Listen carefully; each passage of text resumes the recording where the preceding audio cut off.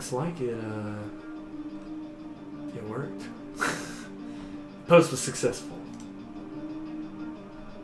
No longer hosting.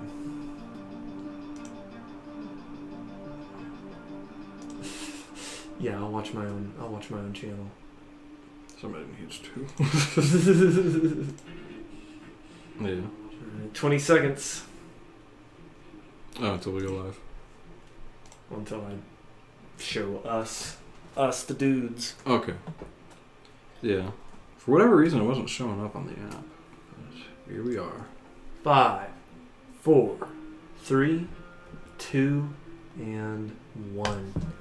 Hey everybody. Hello. It's me, Beshanye, and I'm here with Edwin. Yeah. And you might see a Asphodel right there, but we've swapped spots. That is indeed true, and I didn't fix the overlay. So you can see me here, Beshanye, and here's Edwin. We've got all the tropes and troves for Asphodel and the Wisp, so they're here with us in spirit. And today we're going to actually be doing a different format. We're going to be doing a catch-up episode where we're going to talk about what we've done so far in the campaign. The campaign we're playing is Tales from the Yawning Portal. Whoa. And we've already met this gentleman on the cover. He's got a nice little mustache. We've already met him, and we've already been to his bar, which is the Yawning Portal. Who knew? What? Biscuit? How are you? Truth the Dragon's come to join us. Yes. Hello. Well, I don't know where he was hiding. Sorry, buddy. Come here. Yeah, step on my drawing. Good. Will you reach inside my closet and grab the pillow or the blanket? Doesn't matter. Or the coat. Whatever's easiest to grab. Giving the whole world a show. Oh, yes. We got to have the pillow. There's the pillow. Gives you the safes and the feelings. I gotta get him situated here.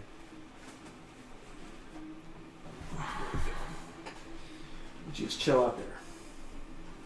All right, so as I was saying, we've been working our way through the Yawning Portal and actually figuring out what that is. So I'm going to crack open the book on this catch-up episode, and we're essentially going to go through every step that we had a chance to take, and I'm gonna tell Edwin what the book says. And so we'll get to have his honest feedback as a player, what would have been better or what would have been way worse, because we definitely had a couple of those moments. Yeah. All right, so starting off here, I'm going to start right in the very first portion of the book, and it's outlining everything in the campaign, and then it talks a little bit about the Yawning Portal, but one of my favorites are the oddities on display, and we have our Yawning Portal map in the background, and if you want to find out more, just go into our About section and go to our Facebook, search in our photos, and find it. Because we had some pretty cool oddities. Of the oddities I know we had, we had a Molarandi mummy hand. Yeah. We had a half iron symbol of Bane that had some specific detailing on it. We had burnt fragments of a Nethery scroll.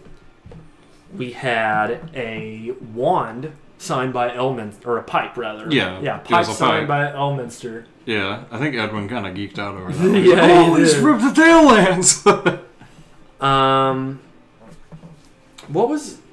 Oh, yeah, the piece of parchment about the magical pools and where to find them. Yeah. And then that last one had a question mark because they were supposed to give something. What did you guys end up giving? I gave my seed bag. The seed bag. That's right. You had those ancient seeds. All right, so... Yeah, they weren't ancient seeds when I picked them up, but they just kind of ended up that way. So, those were the oddities we had on display. Edwin's seeds were like the last little bit of them. And here were some of the ones that we could have had. Stop me when you hear something you would have liked to have seen. All right. A key carved from bone. A small box with no apparent way to open it. A mummified troglodyte hand. The mummified troglodyte hand's kind of Oh, it smells awful. Piques his interest, alright. Yeah. A small burlap pouch filled with various teeth. Yeah, I think Edwin would be kind of like morbidly curious about that. What about a lute missing its strings? Not at all. An iron gauntlet that is hot to the touch. Well, were we allowed to touch that stuff? I mean, in my particular discretion, they were on pedestals with like that magical enclosure. Okay. I assume if that had been one of the wines, it would have been a touch exhibit. Yeah. Hey, check this out. A gold coin stamped with a worn hawkwing helm crest. That'd be neat. A troll finger still alive and wriggling. Yeah. He would pull out his little vial and be like, "Hey, look! I've got one of those too." Yeah. Except it's more like just like the thing trying to escape from like the petri dish when they put fire in it. What about a silver coin that makes no noise when dropped? That would imply we could pick it up. And then that would probably mean the wisp would try to take it. We need all of the money! What about an empty jar that, when opened, a wolf howl sounds from it? That is a very odd thing to have. What about a clockwork owl that, when wound, its head turns and it hoots softly for 1 minute? That's awesome. I wish That's I had the one? Yes. Oh my god. Yeah, So, but that's just clockwork because of owls. who I am as a person. Look at the craftsmanship's exquisite. Oh my god! Break out like spectacles and start, Yeah. where are the screws? Oh my god. Yeah. He must have sanded this for days. Those hoots are perfect! So, clockwork owl. Note to self. Yeah. You're looking for a gift to give Edwin. Please, Clockwork I will owls. take all of the clockwork owls you can find. Okay, what about a blue glowing crystal shard? I mean, I'm sure there's... I'm more interested in what it would be able to do than the mystery of what it could do. Okay. Like, I don't know. Yeah, I mean, it doesn't give any description for that. Yeah, it's it's like... technically it's just a glow stick. Yeah, whenever, it's like, I'm more concerned with the stuff that... It's like, I don't know. If Edwin can determine what it can do, it's interesting, but if it's like one of those things where it's like, oh, it could be anything, it's like, oh, well... it also means it could be a potentially world-ending device, so let's not mess with it, kids. Potentially world-ending. Alright, look, hog fucking enthusiast. Yeah, it's Hog Bucket Enthusiast. The perfect. I said hello. I also said hello. We are a chill stream, so if you're wanting to talk, we want to talk with you too. We're still going over our Yawning Portal taproom curios, namely the ones we didn't see, and gauging whether or not they would have been fun to have. What about this one? Statuette of a panther, wooden but painted black. So Wooden Panther. Yeah. Wooden Panther, the asylum knockoff of Black Panther. What about a vial filled with a dark, fizzy liquid that is sealed and cannot be opened? That's kind of cool. It'd be funny if you wished for that. Yeah. I want the dark, fizzy liquid! I don't care about it. Honestly, Screw the knowing Yawning me, Portal. all I would do with that is make it a quantum Nuka-Cola. Yeah. That Just would give be you like awesome. mad buffs and boosts Yeah. and like... If you could manage to open it, it's like, I know what I want to wish for. This one's pretty cool. I like this one. I wish I could have got this one. A feeler taken from a slain rust monster. Yeah. As much as I hate rust monsters and, I hate them. I hate them so much. Pretty easy to hate. They're really cool. It's a really cool concept, but it's like, how a lot of these really awful mechanics are really cool in concept, and then it happens to you, and it's just the most frustrating and infuriating moment of your life.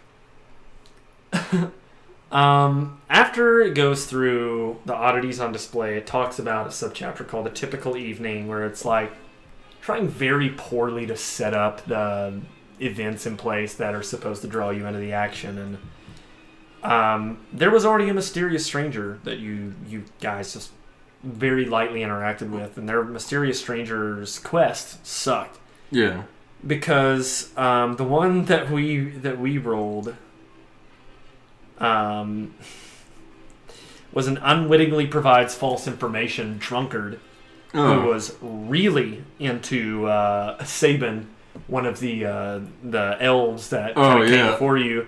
Yeah, one of the hot boys. Yeah, and she just like flirted with him, and the particular item she wanted him to recover was an orgasm, and he did not feel down for a drunk booty call with someone getting shit-faced in the afternoon at a magical bar.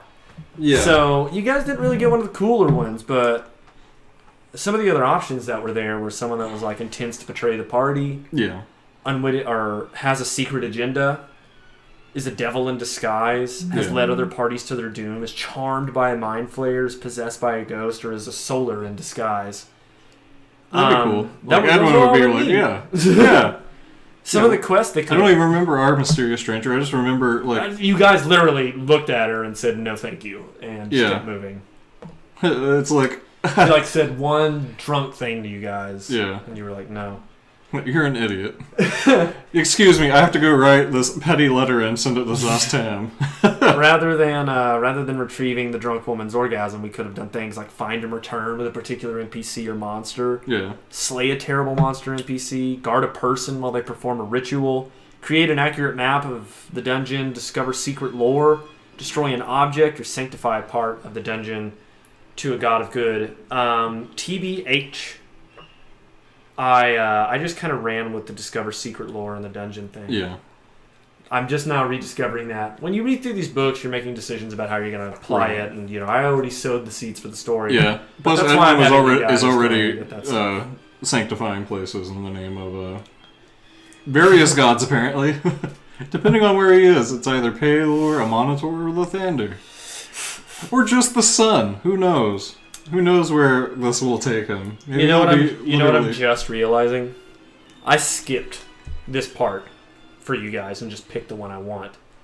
Where we got the retired drunken person was from over here in the con artist. Oh. So there's something on the other page called other. Let's find out which one we would have gotten. Yeah. What could have been. Roll 2d8. Let's find out. All right. Which one is the stranger and which one? White stranger, green... And which one's the quest? Quest. Okay. Alright, 5 and 7. So, you would have had someone who was leading you to your doom asking you to destroy an object. So, in terms of what we've seen in leading you to your doom... Doesn't work. Well, I mean, at the time, I would have chosen something relatively close. I would have said, you've got to destroy the Gulthias tree or something like that. Man, what I would have liked is someone who wanted you to kill an NPC. Yeah. Because that would be fun as shit. Yeah, it's like, oh, hey, you have to kill this person. Especially make it really random, like you have to kill Meepo. Yeah. We'll talk about Meepo later, but that would have been really hard. We know something about his future. Alright, so after we get out of page 8, which is like everything you need to do to get into the Yawning Portal, we get to the first chapter of it, which is the Sunless Citadel, and we see here a couple of the NPCs. Again, my About section has links to my Facebook, and it's got all these pictures of all the monsters we drew and illustrated and faced, and so check those out. But that also means we're going to the map. Woo! We are here. Okay. So, I don't know that I read you guys the poem. Did I read you the poem? I think so. All things roll here, horrors of midnights, campaigns of a lost year, dungeons disturbed, and groves of lights echoing on these shores still clear, dead ecstasies of questing nights, yet how the wind revives us here. I read that? Yeah. Don't remember it. Maybe I just... If I did, go me. Yeah. Go me. I think you did. Maybe it's just like, we were all like, it was just like, we were all on that same page, and it's like, yeah, we know this. The adventure... We know horrors at Ruins of Adventure. The adventure synopsis did not do a very good job at preparing anyone for like what should have happened. I know in terms of drawing the maps what all that needs to happen. Yeah. But let me pose it to you this way. How would you have felt if the adventure was literally just going to Oakhurst, going to the Kobold Den, going to the Goblin Lair, and then the Hidden Grove? No Ashen Plain, no Fortress level, really. Yeah. And no real Grove level.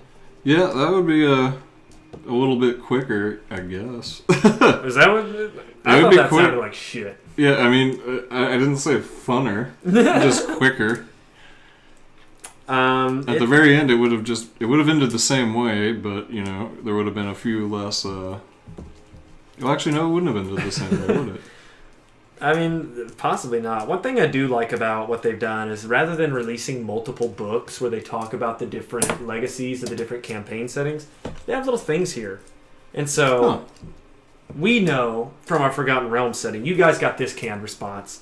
You got on Faerun, the Sunless Citadel was once a strong secret stronghold for the cult of the dragon, located in the foothills northwest of Thunder Tree. It plunged into the earth when Mount Hotnow erupted and threw Neverwinter into Wait, chaos. Mount Hotnow? Hotnow. Okay. Whatever you want to say. Okay, I'm like, if that's I will. I've also heard Hotnow. I really don't care at this point. Yeah. As far as I'm concerned, I'm not going back to Neverwinter. Yeah. I've spent enough time around that fucking mountain. But that was Forgotten Realms. It provides 3 other entries for Dragonlance, Eberron, and Greyhawk. Of all of them, my favorite one is actually the Dragonlance. Yeah. Check this out. On Krynn, the Citadel was once part of Zack Saroth and harbored worshippers of Takesis. When that city was destroyed during the Cataclysm, it fell into a rift that opened in the earth. This setting and they replaced kobolds with gully dwarves. Okay. Oh, that sounded neat. Yeah, I mean, that is neat, but it's like, that's an odd change to make, but sure. Who am I to stop you from having kobolds in the game? Eberron kind of follows a similar thing, and Greyhawk really just changes the location too, but the Dragonlance one sounded... it sounded more enticing to me. Yeah. Yeah, because, I mean, it fell into a rift, and then it's like, the Gully Dwarf thing is kind of weird, but it's also cool. So one of the things we would come to find out that was really important in the beginning of the campaign was what time of year it was. And this was variable. What would you have done if instead of midsummer, you had been going after the midwinter? Would that have changed your approach and how you dealt with the fruit from the Gulthias tree? No, because I think, honestly, Edwin would have done... Because, they mentioned it was like one fruit, heals and the other one kills. Yes, that is correct. Yeah. Honestly, they have a town healer that is, able to do... Because Edwin tried to teach her stuff, and then she's like, I already know that, so... What do they really need the fruit for? I mean, it's pretty... Or it would have been... Edwin would have came to the conclusion that they were getting more money from the killing fruit than the healing fruit. Those damn greedy people. Yeah, exactly. Since you're going to lean forward, I'm going to adjust this a little bit over towards me. Yeah, that's fair. And see if we can't get Chooth in the shot. Yeah. No, we can't. But yeah, I went hiking yesterday, and my upper body is just kind of like... I'm right there with you. Wants to kind of accordion over. Well, accordion into this. So, that time of year, a little bit tangential, but it pretty much outlines all the quests we did. The Going for Glory, which was, making a name for yourself and even discovering it. We had the rescue mission that Carolyn wanted to discover her, her sister and the brother as well as the random dude that came up from Neverwinter. And then we also had the solving a mystery, which was what the hell is even going on, which we got from Mayor Werner Lane. Yeah. It kind of sets everything up like you could potentially try and just like chill in the town for a little bit, but they make it very clear that if you stay in Oakhurst, that things go south. So we traveled on this little road to Oakhurst. And then we saw, a couple of locations. Rate the following on a scale of 1 to 6. 6 being the worst. Okay. 1 being the best. The Village Hall, General Store, Shrine, Constabulary, Blacksmith, or the Old Boar Inn. Which was your favorite? Probably a Shrine. So Shrine's number 1. Yeah, because Sorry, I'm a cleric. Yeah. Of course it is. I really like the healing hut a lot. Well, I think the healer hut in this one, I added that. Okay, well... They didn't have like a temple or anything. So that's technically the shrine. Okay, well, hey. It's number 1 in my book, too. So, the constabulary... Would be your second? No. No. I don't remember what they... Village Hall, General Store, Shrine, Constabulary, Blacksmith. General Store was definitely memorable. Yeah. Asphodel got in there and threatened. It was like, hey, how much money will I get for getting these things? What? She was a very shrewd negotiator. Yeah. And then Edwin came in and was like, what the hell? Edwin really hit it off with the priestess. Yeah. Who we found out was a priestess of Pelor, which Pelor is the Greyhawk version of Lathander. So we found out that Edwin had a divine sphere that he could still continue to utilize in this world, even though he wasn't in the straight-up prime material anymore. Right. So things could have gone south, but that really helped set an anchor that I think went on to be extremely important. Oh, yeah. Yeah. The shrine also gave me the ability to be invisible to Balok and his minions. So that was number 1. Yeah. What comes in at number 2? Oh, number 2, little general store. The general store was where Asphodel... Just because for sheer remembering, that was the most memorable. Asphodel and Carolyn had a very quick conversation. Asphodel, ultimately the point, not only in addition to trying to get extra money, reinforced the idea that the people that she was supposed to go look for were probably dead. Yeah. Like, just telling this woman straight up to her face, like... You know they're dead, right? Yeah. You should give me the rings. It was pretty I can't intense. remember exactly how it went, but... And that was one of the rare occasions where Asphodel didn't bother to make any sort of social skill. Yeah. So it was taking it like face value, and she's extremely charismatic, so she would have turned it if she wanted to. The pain lingered because she wanted it to. Yeah. Because this woman was a human. All right, so what comes in third place after the general store? I guess the constabulary. Constabulary comes in. That's where, Isn't we that didn't where really we have like, more than a couple of quick words. Yeah. With the sheriff in town. Oh, Captain Felosiel, the elf. Yeah. She was pretty short. Or, like, short tempered. In terms of syntax. Not a lot to be gleaned. Yeah. Yeah, it was just one of those things where, I don't know. Like, they're all kind of, like, on the, like Town Hall, I guess, would be 4th. Town Hall comes in number 4, where we get to meet the mayor and the guards. Yeah. What'd you think of Mayor? I based him off of a character from the show Vikings that's supposed to be like an English king. Yeah. Well, he was kind of, passive-aggressive about the fact that we destroyed the Gulthias tree, and I was like, oh, I'm sorry. Spoiler alert. Yes, spoiler. The Gulthias tree did not survive to see lumberjack fantasies come to pass. But, I don't know, like, he just kind of rubbed me the wrong way in that sense. It was like, he was like, oh, well, what about my money? And that's why he came in number 4. What about number 5 and 6? I can't remember them. Old Moran and the blacksmith. I don't really remember anything Only of the one blacksmith. person went to the blacksmith, and they just kind of found out that it was a dwarf making quite a lot of money. A guy by the name of Rurik Lutger.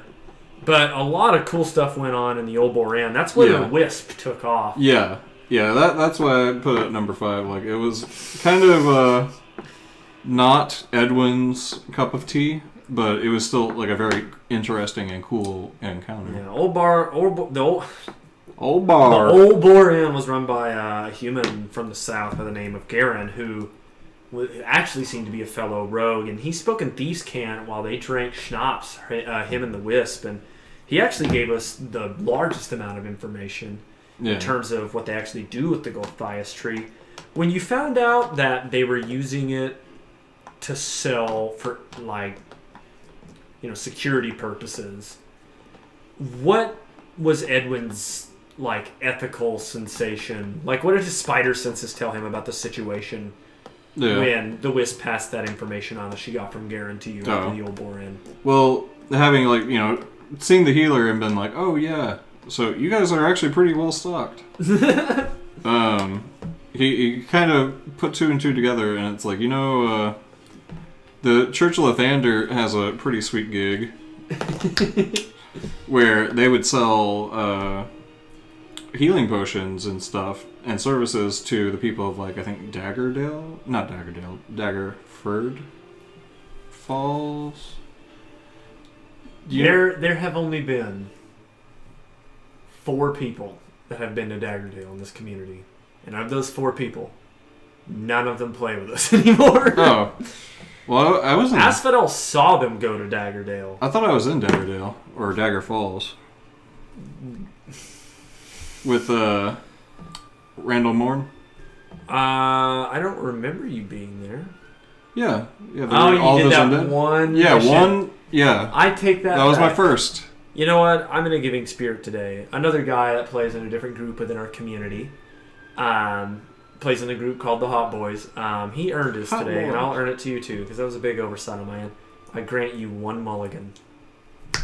Hell yeah. On that, and you guys have seen it happen. If Edwin ever made mistakes, it would come in handy. Whenever you guys are like, "Oh, that's interference," I'm like, "Nah, fuck that." You can be like, "No, I'm using my mulligan." Fuck you. Yeah. Or on the Divine Inspiration when one of the 2 die inevitably lands a little weird. Yeah. I'll take my mulligan. Yeah, well, I don't think I can do that unless it's like at the finale. Well, because it takes a week. One of them will skitter off at the first one that drops, and so it won't even take like enough rotations, and it'll just like lay flat. Yeah, just like go find one that's like a 0, and I'm like, okay, no, I'm gonna. All right, no, this one. All right, to recap, sightseeing in Oakhurst. If you ever find yourself on the Yawning Portal, number 1. The shrine with the priestess of Palor. Pretty awesome. Dim Corky Knackle. Dim Corky Knackle. She keeps it real. Go chill with her. She's a gnome. She's yeah. After that, in number 2, we have the general store where because of the grief-stricken owner, oh my god, you will likely have a bad, painful conversation in there that we found can have comedic and value. What would religion be without bad, painful conversations? Coming in 3rd, we have the constabulary with the elven captain, Philocial, who can talk. Yeah. And coming in 4th, we have the village hall with Mayor Werner Lang. Coming in 5th, we have the Old Boar Inn with Garen. And lastly, we have the blacksmith with Rurik Lutgear. Hope that travel information can help you out. All right, let's move our pieces down the old road. We take the old road. Yeehaw! And then we arrive here on the Ashen Plain. Alright. So, I realized I didn't read you guys a hymn that they have in here. See the old dragon from his throne, sink with enormous ruin down. Would you have liked it if I had read that? I don't know. I mean, maybe. Solid maybe.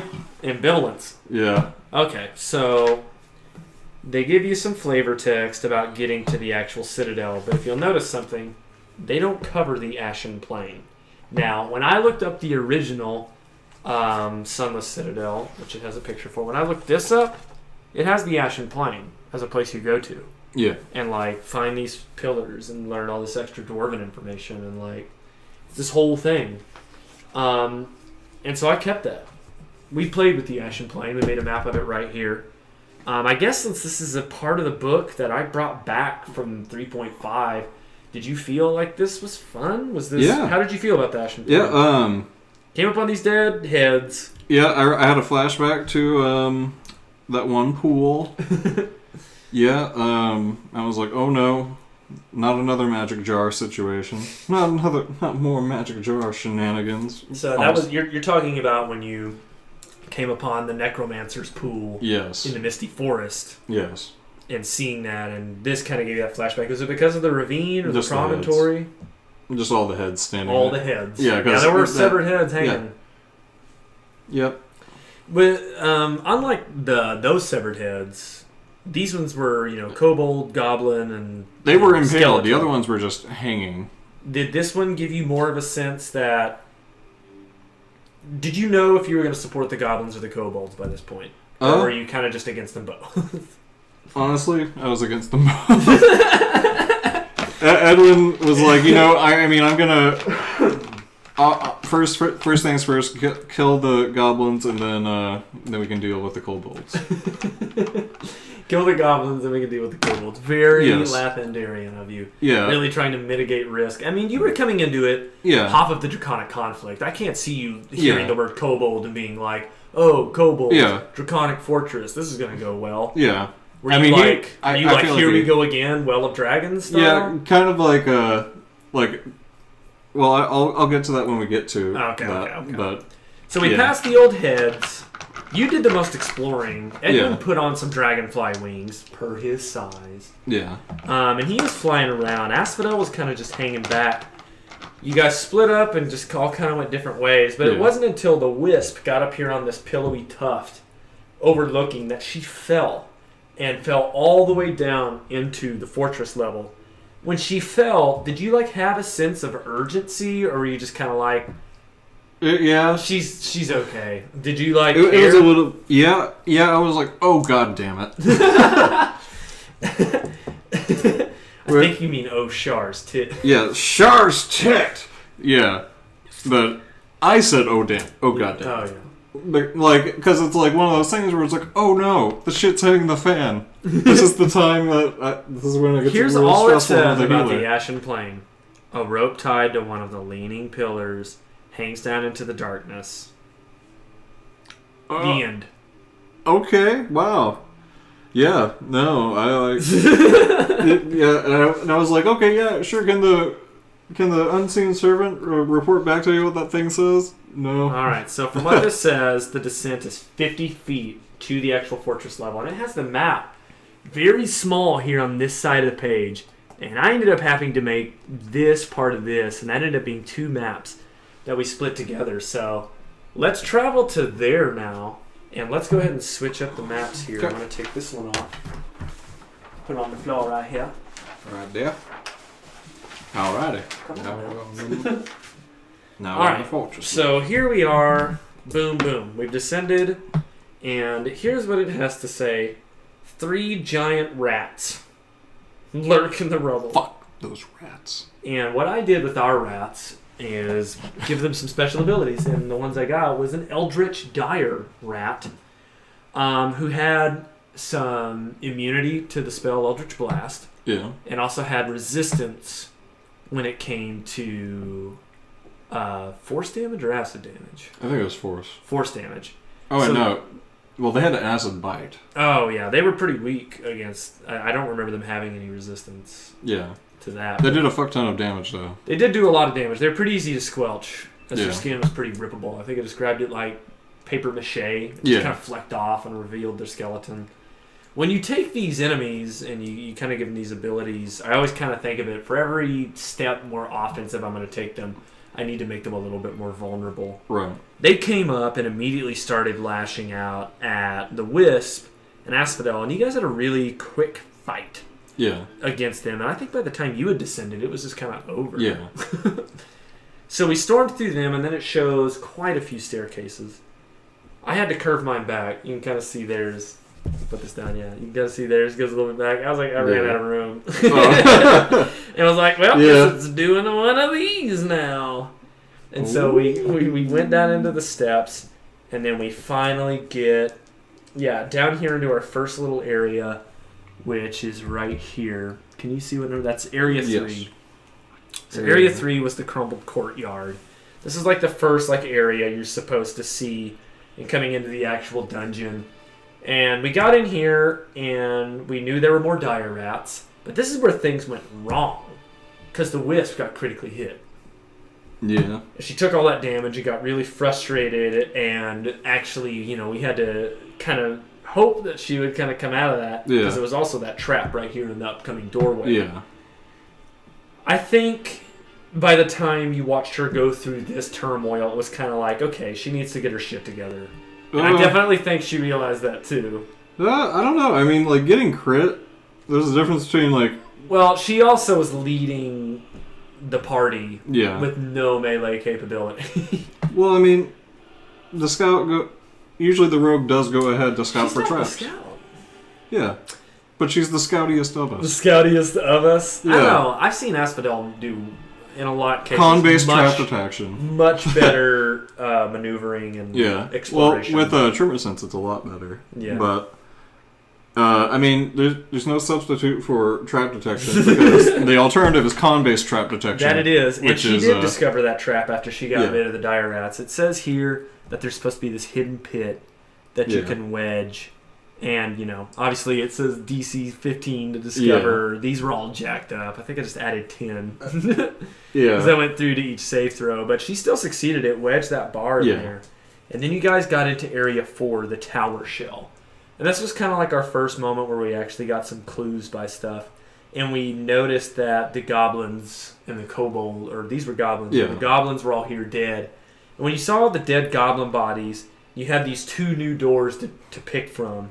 Yeah. I used the Speak with Dead to talk to them. Yeah. And then I was like, hey, which one is safe? Oh, that one. And they like pointed to the other one. I'm like, oh, you're lying. Okay. And then we just went through the other one. And then there was also this secret door, but we wouldn't find that for a minute. We did.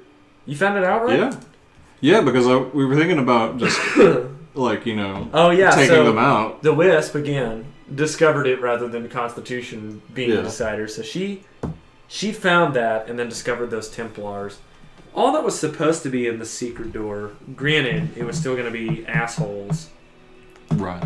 Were 3 skeletons. There were 3 really powerful skeletons. They had, like, some special arrows with them. Yeah, here's what they were supposed to do. Each skeleton had 20 arrows. One of them was magical. And it says here they don't use the magical arrows.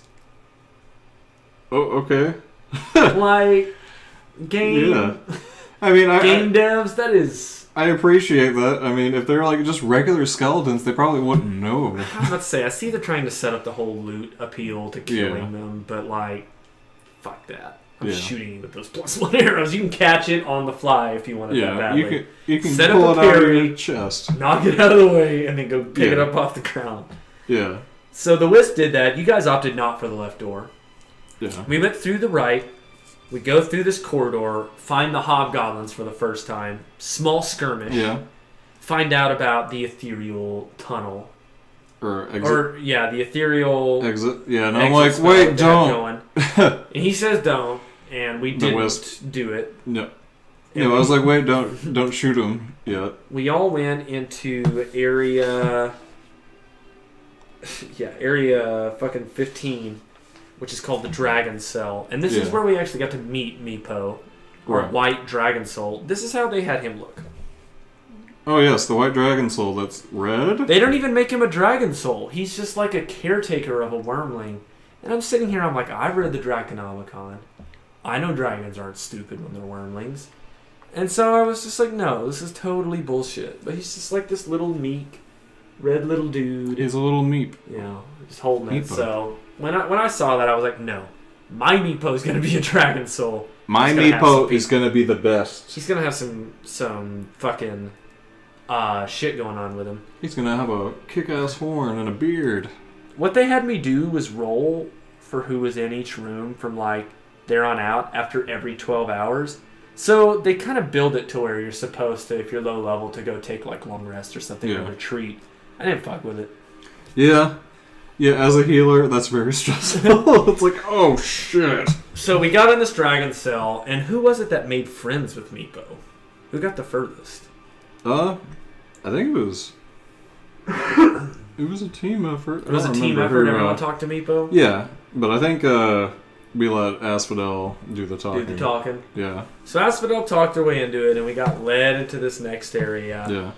Which is known affectionately in our realms as the area number 21. Whoa. The Dragon Throne. And when we were in the Dragon Throne, we got to meet the leader of the kobolds, which was Eustrael. Yeah. Eustrael is pictured here. We actually used her. Yeah. Has her kind of sitting on like a throne and kind of some white silk. God damn it. Yeah, we used that picture, and I kind of tried to give her a Kate Blanchett style voice, and we were able to successfully bargain with Eustrael to Even ally she was a up. bitch.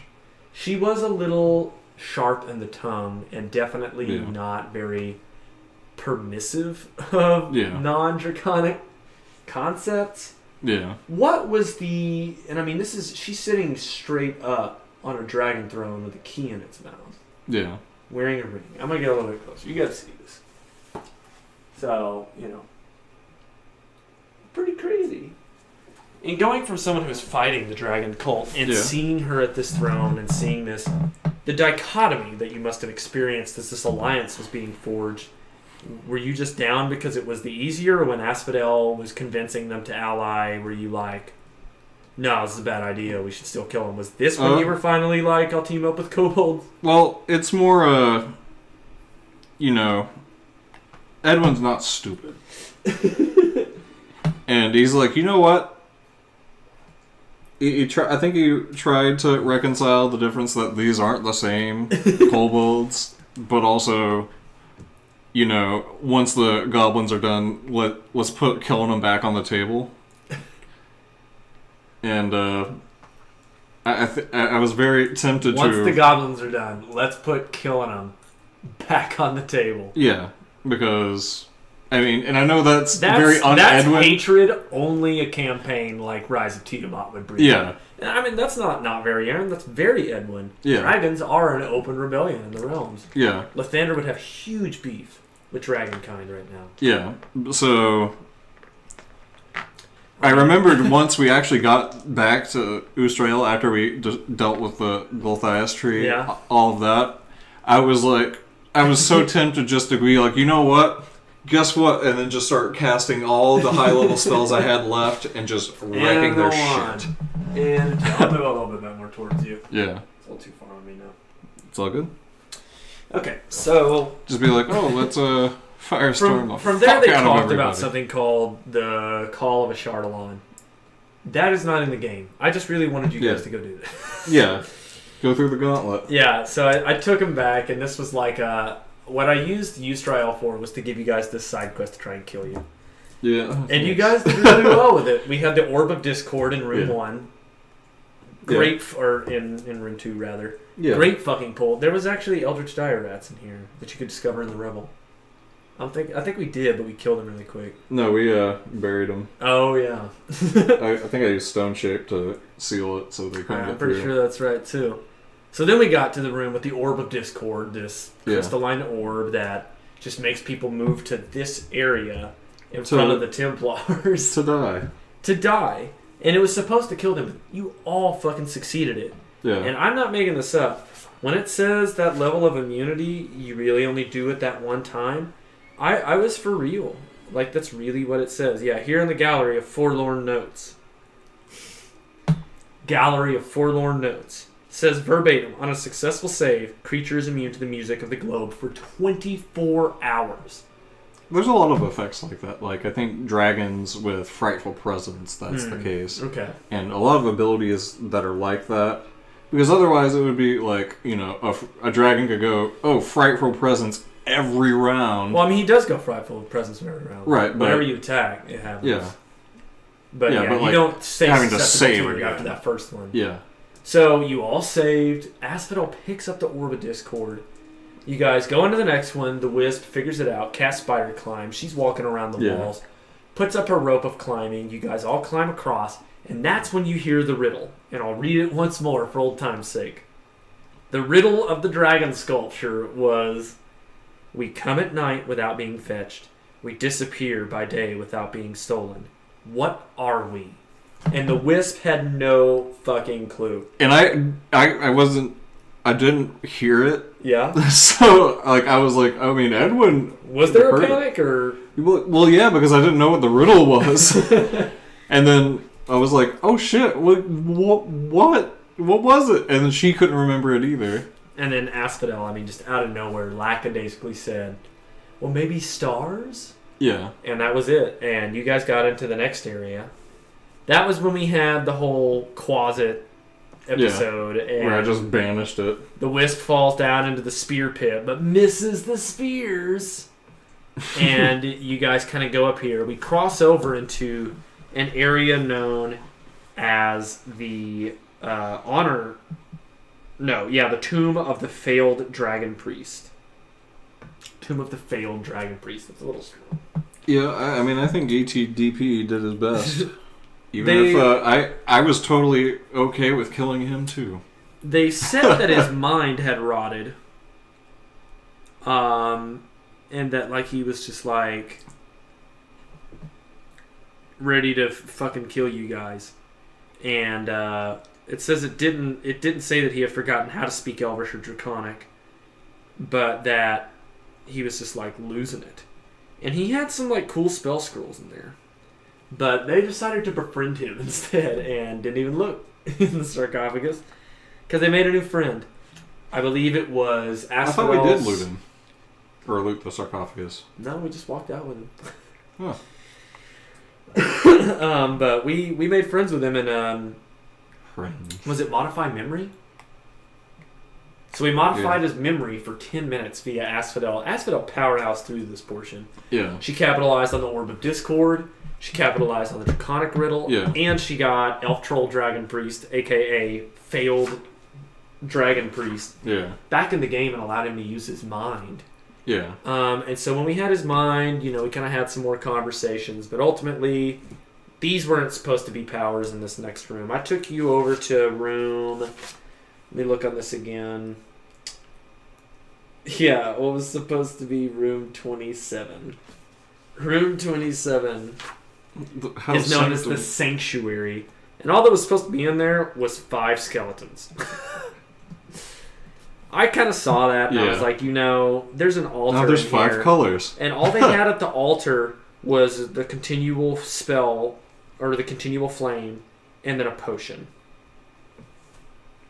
I was like, that's pretty bitch ass. Yeah. So I put in these crystal podiums that you guys could interact without him, and they had skeletons in them that could summon. But we got extra powers from him, and I was like, you know what, let's just do this extra powers thing. That was a lot of fun. Did you enjoy the mechanic? I made that up on the fly. Yeah, no, it was awesome. Like, just kind of powering him up, like Power Ranger style. Speaking of Power Rangers, Morphin Time, losing another map. Whoa! So this is when we had the decision to split up. And you went yonder way. And I'll do Asphodel and the Wisp. Asphodel and the Wisp covered the central and the kind of left part of the fortress level. So we finally start getting into Goblin territory. Asphodel takes that ethereal tube over to this point and discovers Calcrix, the white dragon wormling, in the trophy room almost immediately. Like, just guessing at doors. Guess this one. Discovers Calcrix. Boom. Puts a Dominate on him. I know we have that in our highlight reel. Yeah. That was a pretty intense moment. So we have Calcrix secure. The Wisp, simultaneously, is moving with Meepo up through the trapped corridor. And that's where they discover a gnomish priest of Palor known as Urky Timbers. Yeah, and Silinestriel, R.I.P. Yeah. Silinestriel was there as well, and they helped free Urky Timbers out of this binding. Had an awkward conversation with him. Very awkward conversation with her. That sounds like a made-up name. It is not. Yeah, he was offended pretty off the bat. Yeah. And they would end up going to the next room before he was even free and discovering the imprisoned kobolds. Well, I mean, eventually she... Because Silinestriel spoke with Urky, and then the Wisp went ahead. Yeah. And all of the stuff that happened over here was happening simultaneous to a relatively peaceful voyage. This area you didn't go into, the Eldritch Dire Rat mom was over here. Ooh. And then you also found the body of the brother over here.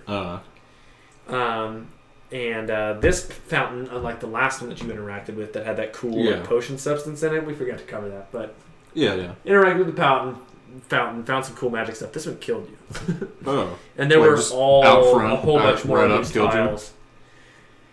Or if you drink it. It tries to poison you. Obviously not very effective against Edwin, but to other people. Holy shit. So by the time you guys actually start catching up, you're starting to realize that it might take a little bit longer than you have time for. And so... Ethereal.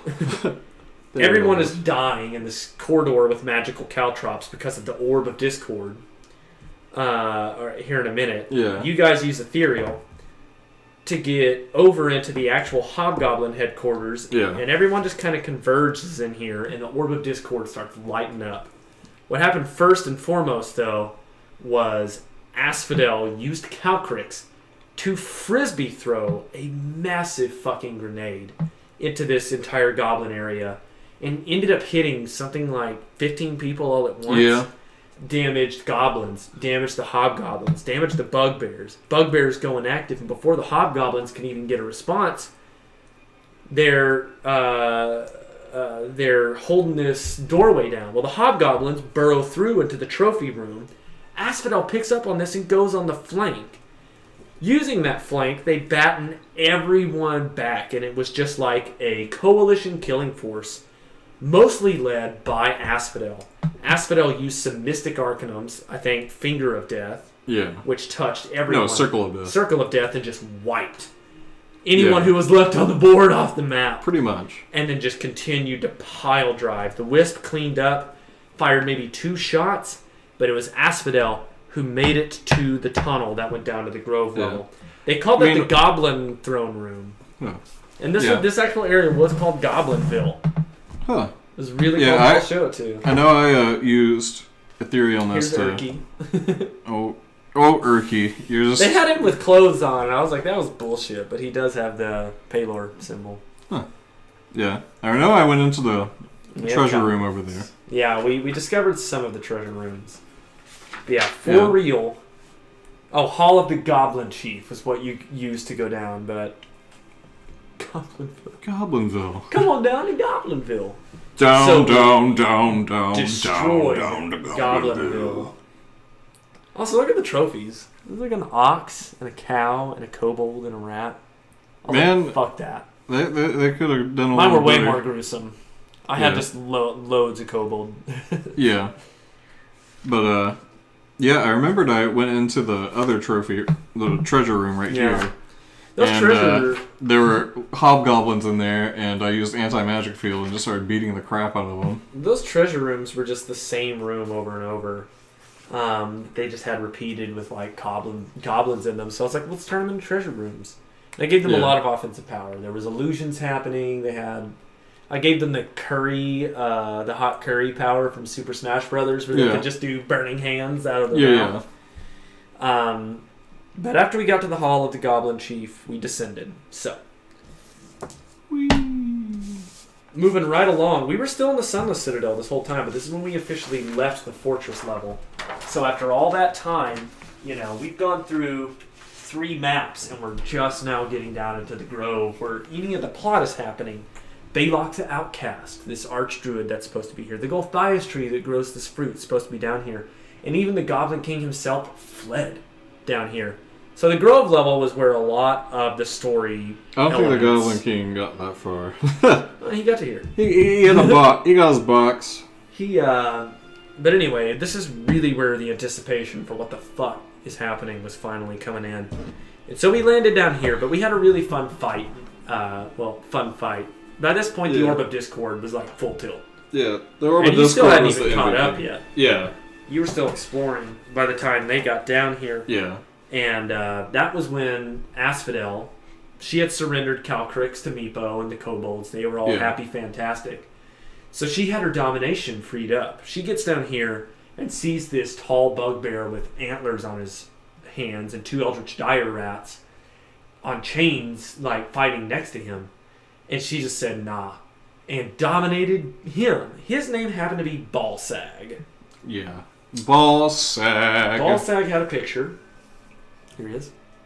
Oh my god, he looks so stupid. He did not look great. I'll be honest. I'm used to the 3.5 style. Balsag, here it is. It reads verbatim. Balsag the Bugbear and his 2 giant rat hounds named Grip and Fang.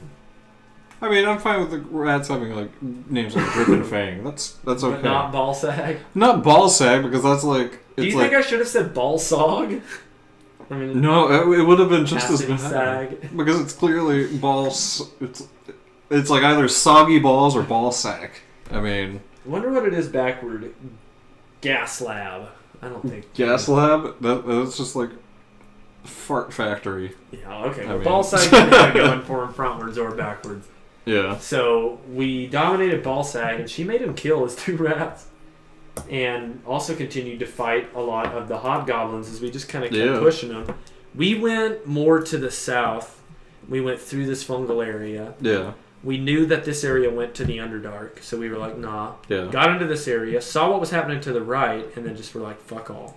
Yeah. And moved up into the area that is described as the...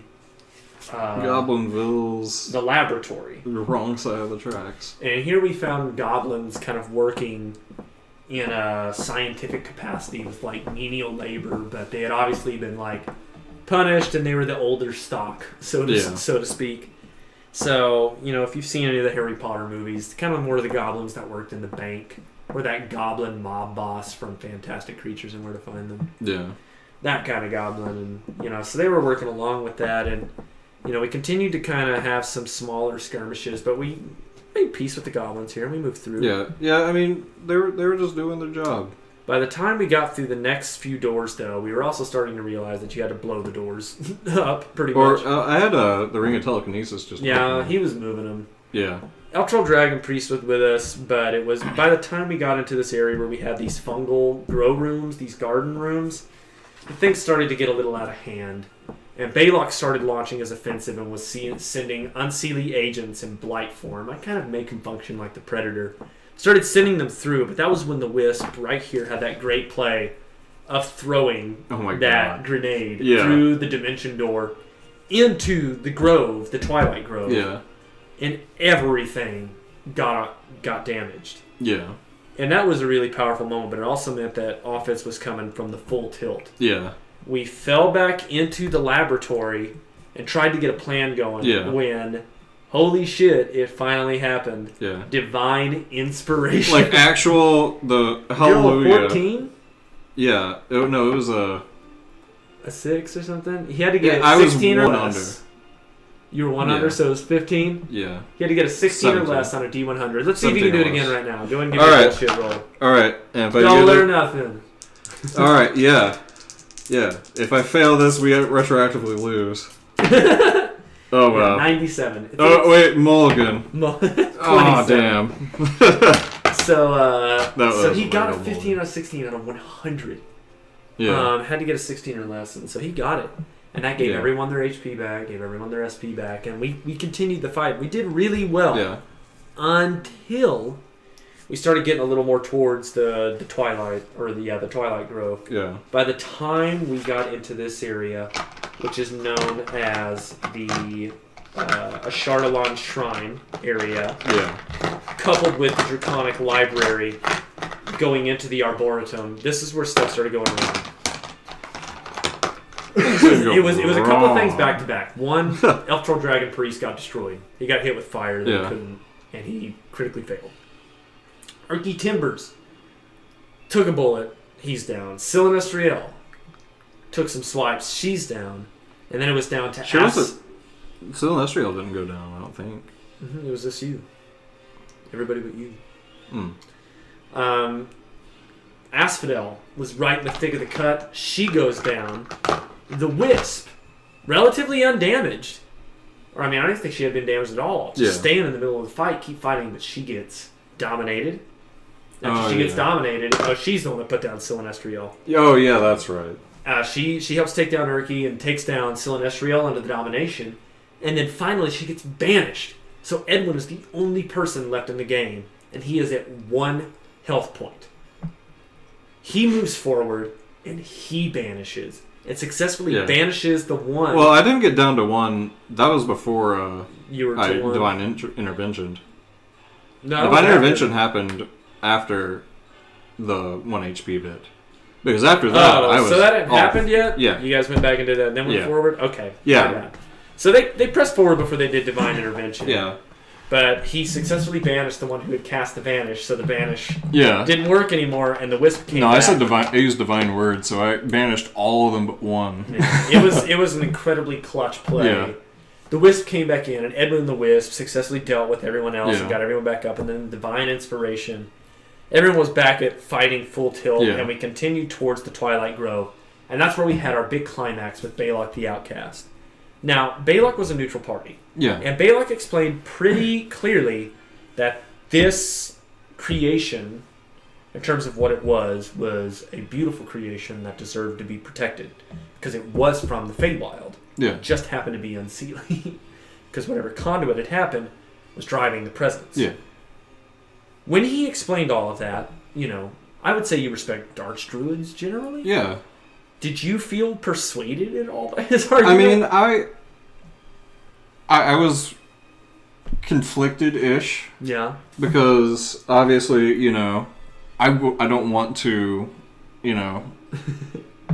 destroy that life's work. But also, on the other hand, there was a domain, and therefore, this is a vampiric thing, and not, clearly something else was at play. Yeah. So the Gulthias tree was more a victim of that than just, it's just evil, bad tree. Even if I did want to use giant form and cut it down with a magic axe. Could you have imagined being in the Feywild when these were growing all over the planet? What a time that must have been. What a time to be alive and be terrified when of it. Gulthias trees were in actual forests. Yeah. It makes you curious, but ultimately, Balok was decided against. And not only was he destroyed, but the Gulthias tree was destroyed as well. As well as Bear Shark. As was the Shark and Bear. Yes. Everything destroyed in the Sunless Citadel as Asphodel used one of her Mystic Arcanum. The meteors swarm, and just brought down Unholy Terror. 4 meteors that each do 40d6 bludgeoning and 40d6 fire. I think it's 20 for each. Oh, 40 total, 20 and 20? You're right. Yeah. That's correct. So yeah, because if it did 80d6... 20d6 bludgeoning and 20d6 fire, each meteor. So 40 a meteor, 40 times 4, 160d6 die of damage. Yeah. Done to the area, the stone, the tree, it was gone. Yeah. It was gone. The stone was all clean. Shout out to Valhalla Ice for giving me the Shark and Bear. Big shout out for to Valhalla Ice. For the sake of, and I quote, "So Edwin will have to kill something that he loves." Edwin didn't get to kill him, but Asphodel did. And after that was all resolved, we found that the vampire was underneath it with the silvered crucifix from outside of the plane, and we found out it was a cursed item, and ultimately Edwin... Edwin knee-jerk morning lorded. He morning lorded all over the vampiric remains. Removed the dope ass abilities from it and turned the silvered crucifix into a silver crucifix. Yeah. And that was where we left. So what abilities did it have?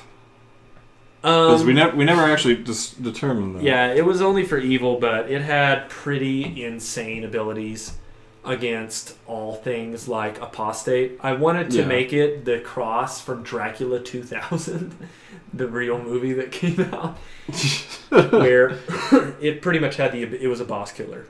Okay. If it was in, if it was a witch or a vampire or pretty much anything that like Inquisition era Christianity was after, that was what had done it, because I had wanted it to be an extra planner item that was purchased in Sigil to take down a vampire from back in the day. So it was killed, sometime after the explosion that took down this temple, and then sometime between then and again, maybe we knew about Nergoth, the other vampire at the Well of Dragons. Yeah. So maybe it was a draconic ruler that came back in and tried to get things going again. And someone wanted to take him down for good. But when they took him down from his elven spirit, it reached back in time and contacted the Feywild, that malevolent presence, bore through, and I think it even explains that it's a moon elf. But it channeled through its moon elven magic and brought forth the seed you need for a Gulthias tree. Which I guess that means that in order to get a Gulthias tree, you have to kill a vampiric dark elf. Or a vampiric moon elf. Yeah. Whenever you want one of these to grow. So imagine forests of these, knowing that in order to get them, you had to kill A moon elven vampire. That's a whole lot of moon elves. I mean, the Queen of Air and Darkness does not fuck around. That would have been something that dark elven or that moon elven vampires would have loved. Yeah. I guess you could possibly even just be an elven vampire. Yeah. I think the moon elven deals more with the Eladrin kind of thing. Yeah. So I think if you're a high elf, you could do sun elves as well, or actual Eladrin. Yeah. So we got to go into his study and we looted a book on draconic ancestry. Yeah. In terms and of... how to be a Twilight Druid. Yeah, as well as got to meet our first Twilight Druid, and we found some studyings and writings. We also found a sealed case that was of dwarven make from the ancient times. So with these important items and some other potent lootables, we left and went back to Oakhurst. And that was where we found out information we would need to go through to move from the Sunless Citadel to the second chapter of the Yawning Portal, which is the Forge of Fury. Forge of Fury. Yeah, you see the dwarves there? We were pretty stoked about going there, but we had to figure out how to get there. And that's where that dwarven case kind of came in. We go back to talk with Werner, and he talks about a baron coming to talk to you guys to take you to the next part. This baron's name was Baron Dick Tickle. Baron Dick Tickle. What the fuck was the guy's name? I don't have my notes. Althon? Is that Baron Althon, yeah. Yeah, okay. Or Althon. I think it's No, it's Althon. Althon? Yeah, we'll find out. I'm sure somebody will correct us. Yeah. So anyway, Baron Althon came through and he was pretty much like, "Hey, I've been, in the Yawning Portal for a while. I'm actually a prisoner, but it was this or death because I'm wanted for some really serious shit." Yeah. So he was totally more than willing to just help the party, help him, because he likes the life he's made for himself here. And he had a really racist disposition, and he was a very seedy character that let you know that he was probably a rogue archetype. Yeah. But he let you know that as long as you guys had 2 blades that were forged in the Forge of Fury, bearing the mark of Durgeddon, then you guys could pass to the next chapter. Question was, where the fuck was any of that? So we went north quite a bit, and we traveled up to the spine of the World Mountains. Easily would have been weeks of journey. We did it in about 3 hours, so... Hell yeah. About 400 miles. Yeah. And we got... a hot tub. Yeah, we got to the base of the mountains where there was this geothermal activity. This geothermal activity gave way to a town called Blazingdale. There in Blazingdale, we, had another map moment. Yeah, and I've got that behind me somewhere. I thought, the fuck did I do with that thing? Did it put it up? I don't see it. Blazingdale's MIA, but I'll find it. Blazingdale exists, I assure you. What did I do with it? Yeah, there's Bear Dusk. Oh, it's downstairs. I I had to replace the painting with it. That's so funny. Okay. So anyway, we go to Blazingdale. We found out that there was a Church of Gond.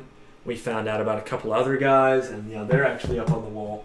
Found out about an orc general, a half-orc general, as well as a dwarven smith, a priestess, a local noble, and a minstrel. And we were able to get some pretty cool loot in the actual town itself. But ultimately, the information we need discerned was what was going on with the... I was also naked when I came into town. The whole plot of this area. Calmly and casually purchased some clothes. Calmly and casually you did. Yeah, by going into an inn and going, "Excuse me, I hear you have clothes. Can I have some?" It was ultimately Sergeant Grindar Colm, the half-orc. Yeah. And Sir Miles Barrick, along with Constable Darrell Whitewood. They gave us the most information, which was at the base of this mountain range, there was, an area known as the Stone Tooth, that there are a very prominent group of orcs operating out of. They're called the Many Arrows tribe, and this is a remnant of the Tegon horde. So think orcs, but Mongols, essentially, and how they approach things. So Mongolian orcs were taking over dwarven citadels back in the day. Yeah. And the dwarf that had last held out there had named this particular mountain Kundrakar. But that name had been forgotten, and all we could know about was something called the Stone Tooth. So we knew the Stone Tooth was north of town. Yeah. After we got all our bags packed and geared up, we knew we were going to be going against orcs. We knew we were going to be breaking into an old dwarven citadel taken over by orcs. So I think the creativity was pretty high. Yeah. By the time we got within vision of the Stone Tooth, we had a couple of different options. Scout the area, follow the path, or wait and watch. And it was a combination of explore the area and wait and watch that allowed you guys to find, of all the options, we had A, B, C, D, and E. You guys ended up going with C, which was the very orc tunnel that the orcs used to invade back in the day to kill the dwarves. Was that weird for you at all? Or did it feel pretty organic? Like, I mean, don't fix what ain't broke kind of thing? Well, yeah, a little bit, but I was looking at the pools.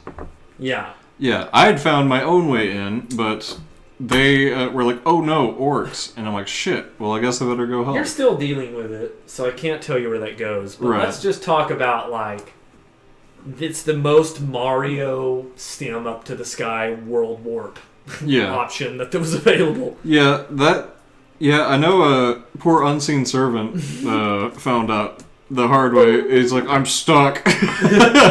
Unseen servant didn't have a good time exploring the pools, but Asphodel and the Wisp went through the orc tunnel pretty quickly. And this was actually a map that I drew of all the orcs, but we never even got to see them, because what we discovered is the orcs are sharing the territory. And we went to an area known as the Glitterhane and totally bypassed over the actual area that we were supposed to play in. The area you're supposed to go to was called the Mountain Door. Looks pretty neat, right? A little bit, yeah.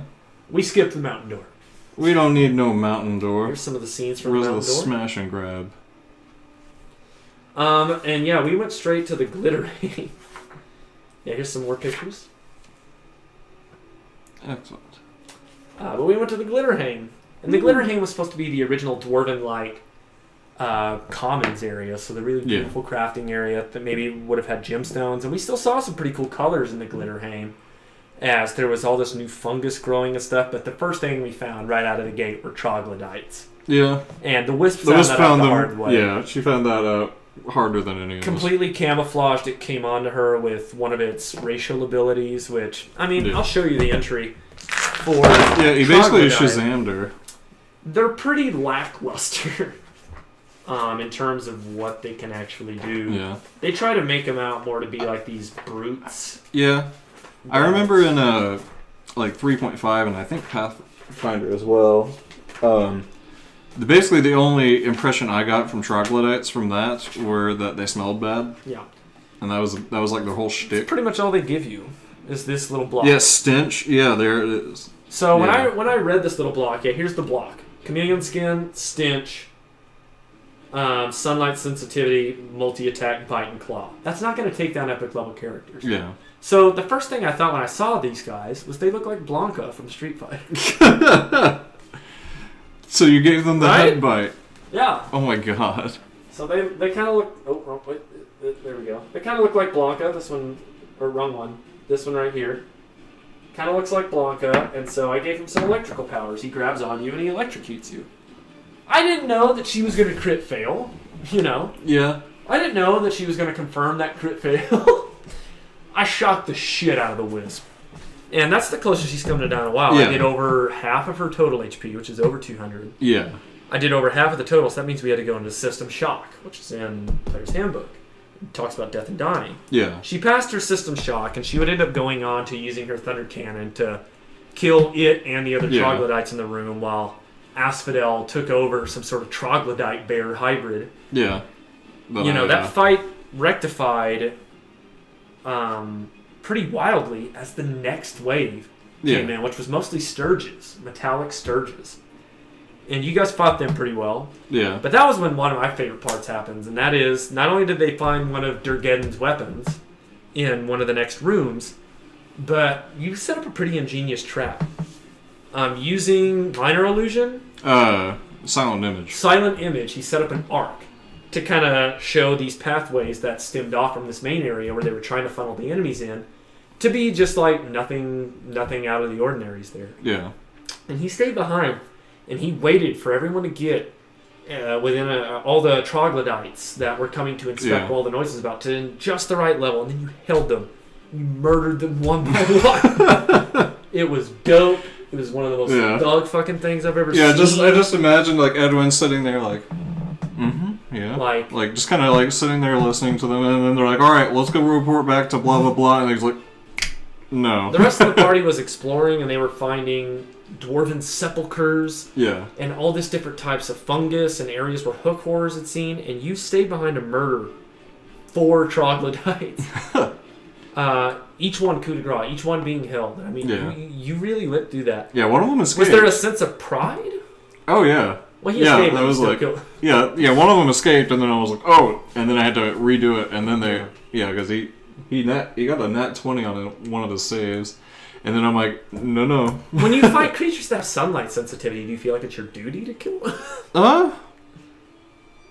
Not necessarily. Just because, I mean, some things live underground. They're not evil because they live underground. I don't know that I could stop myself from having the power trip. Oh, I'm good at fighting them? You're all dead. Yeah, it's one of those things where it's like... The sun didn't want you anyway. Yeah, if you were good enough for the sun, maybe you wouldn't live underground. Wow. I mean, that's literally the argument that was made during the first Crown War. Yeah. Wow. They were like, we don't like you, go underground or we're going to kill you all. Yeah. Dark elves exist now. Yeah. So from there, you guys went and explored a little bit further in the Glitterhane, and that's actually where we are right now, in the Glitterhane. Yeah. Trying to explore where the rest of Durgeddon's stuff might be, but also who else is down here. We were promised orcs. Nobody said anything about troglodytes. Yeah. So what could possibly... Or giant mosquitoes. Oh yeah, or these metallic I was really sturges. I was really pissed during that encounter because like I got a magic, or my robe gives me a very high AC, and I'm like, oh wow, cool. But those are maneuver based things. So yeah, we saw Asphodel do some good cluster damage. We saw some shatter, and then we also saw her break out Eldritch Blast again for the first time in a while. Yeah. And that really busted those guys up. Yeah. She was going to attack him with the axe. And it just looked so beautiful when she blew the last bit of them up. And the Wisp had a really good defensive fighting strategy after I shocked her. We really saw a new Wisp. We saw a Wisp that wasn't too cool to hide behind shit and not too cool to wait for her teammates. And it was pretty funny, but, I'm actually, really excited for what's coming up. And we're going to keep exploring the Glitterhane. And so I think next Sunday... we're going to be moving forward with episode 4 of season 2. Keeping on with Glitterhane. That kind of catches us all up. I guess all that's really left to do is encourage you guys to go check out all the shit that we have in our About section. Yeah. Check out our Facebook. Check out our Patreon. We are constantly recruiting, and I was even at an event locally today selling some of these maps. So if you're in the Northwest Arkansas area and you haven't checked this out yet, please do. I promise you won't regret it. We've got our next recruiting event coming up on April 21st called our Greengrass Shield Meet. So if you're 21 and up, you've been thinking about getting in with some D&D, definitely come check that out. Edwin is also a dungeon master for some folks. Not in the community, but what we like to do is just even share stories about that. So maybe you've been playing in a good game and you'd like to tell some people who like listening to those kinds of stories that story. Yeah. It's also for you. It's a great potluck and just a great way to meet and make other adult friendships. Yeah. Through this game. I guess for that, or I guess on that vein, I have a somewhat amusing story. Oh, okay. Where I was rolling in Xanatar's guide, which we have. Still working on it. Yeah. I was rolling in that. Yeah. And I was going with life events, and I'm like, okay, this guy's like a grizzled veteran, and then, oh my god, it's like the dice heard that, and they're like, okay, here, the first thing he fell in love, and then a tragedy happened, and then he became a soldier, and then he went to war and became a war hero, and then, like he made a friend and an enemy. And then he went back to war, and it didn't go so hot for him. Oh my gosh. And it's just like, oh my god. Yeah, that was not mine. The ones we rolled were all pretty like similar. Everyone had a mom that disappeared. Yeah. And everyone, well, I guess not everyone. They grew up in a pretty like tight knit family. One was more clan oriented than the other, but just to see that people would both have mom abandonment issues, mommy issues. It was pretty weird. It was pretty weird. Yeah. Because the chances of that are pretty slim. I mean, you have like at least 10 different options, or at least 6 rather, to where it could be a dad or a sibling or I don't know. Yeah, and then there was an NPC that my players kind of bitch about because he quote unquote doesn't do anything. But yeah, he had the cushiest life ever. Like the hardest thing that ever happened to him was he was in a conflict and like he's like, oh yeah, you lost a lot of friends, but you came out unscathed. Like it's like, wow, the worst thing that happened to you is survivor's guilt. It's funny because one of Cade, the halfling, that's played by Doomsday Productions LLC. Yeah. But he actually doesn't know how, if he was born or if he's like the second programming or nth programming of somebody. Yeah. And so a lot of his was so ambiguous that we're actually trying to figure out if he was a test tube baby or a clone. Yeah. Or something more nefarious, like a Deva. But yeah. I think I've ruled out the Deva part. But he didn't have the memory of 1,000 lifetimes or anything like that. So when that came about, I'm still waiting to fold that into the story. But Xanatar's Guide to Everything, especially in those mechanics, really provide a lot of really fun resources. Yeah. And speaking of new books, Mordenkainen's Tome of Foes is about to come out, and it's supposed to be another kind of like Volos. Yeah, another ecological look at monsters and trying getting more in depth about another group of them. You know, we got to get really in depth with merfolk and hags and goblins and Yuan-Ti and Volos, and I definitely didn't feel like they covered enough. Yeah. I'd like to see more done, you know, on even just elves. And if you crack the Monsters Manual or you crack the Volos Guide, you're not going to find a lot of elven archetypes. I mean, yeah, they have a lot of spell archetypes, but I want to see some specific, you know, elven people. They've done really good for the dark elves, but what about the wood elves? What about the wild elves? Yeah. You know, where's everyone else? I deal with elves and dwarves way more than I deal with Yuan-Ti, and so being able to have better options would be great. So I doubt in a book like Mordenkainen's Tome of Foes they're going to go that route. They'll probably go more of what I would suspect, like Mind Flayer. Slad. Well, luckily Tomb of Annihilation went way into slads.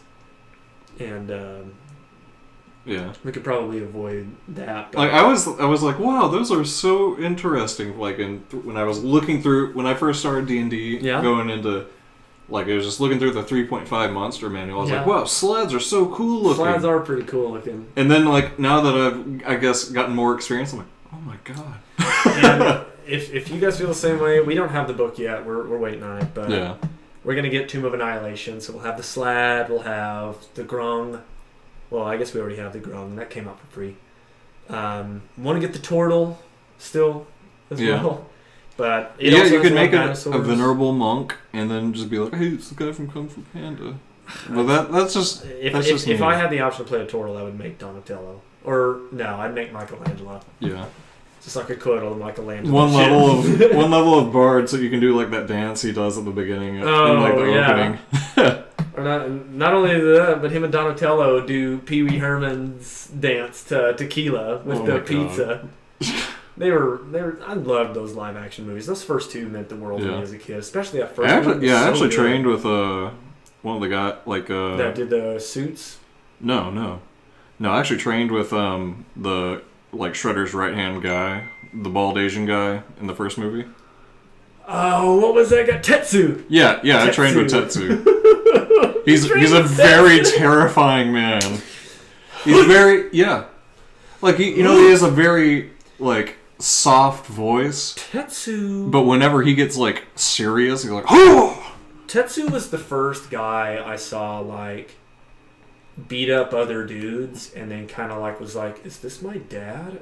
Like, is this why I feel weird when I come back? Yeah. He was my first like, what is up with this father figure? And I guess the Shredder did more of the psychological impact, but that really helped me get over my parents' divorce when I was a kid in terms of like finding a good distraction.